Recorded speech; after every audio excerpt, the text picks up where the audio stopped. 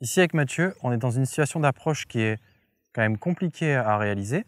Et en fait, on va essayer, de par le choix du club et le mouvement, de se rendre la tâche un peu plus facile. Ouais. Donc normalement, la plupart des gens vont choisir un sandwich. Ouais.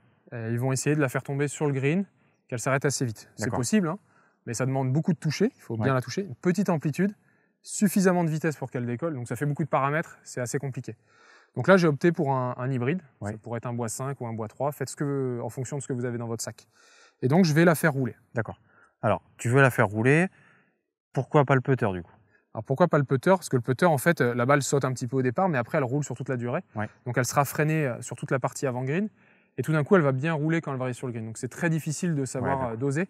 Alors qu'avec l'hybride, en fait, elle sautille sur toute la partie d'avant green. Donc j'ai pas l'impression que ça freine beaucoup. D'accord. Et du coup, dans ma tête, c'est comme si j'étais déjà sur le green, en fait, avec mon putter. Ok.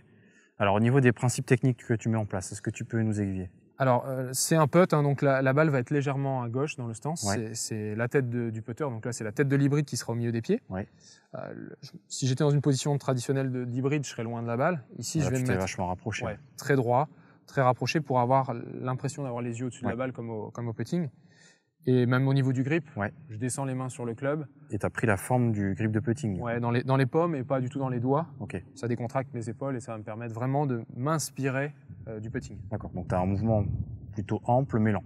Ouais, ample parce qu'on est quand même assez loin. Il y a 7 mètres plus la montée.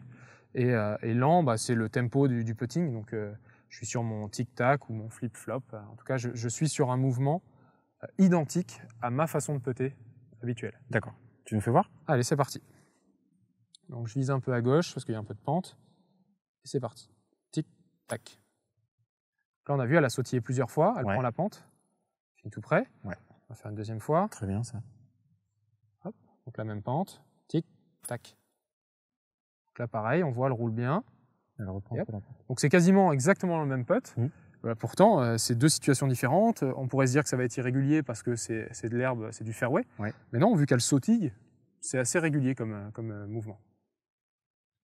Donc ici, on vient de vous faire voir une façon de vous organiser et un choix de club qui est pas habituel finalement. Non, c'est vrai qu'on ne le voit pas souvent. Pour rendre cette situation qui au début est quand même compliquée en une situation qui du coup devient facile à gérer. Ouais, c'est vraiment très facile à jouer alors que si j'avais pris le sandwich, elle aurait été très compliquée.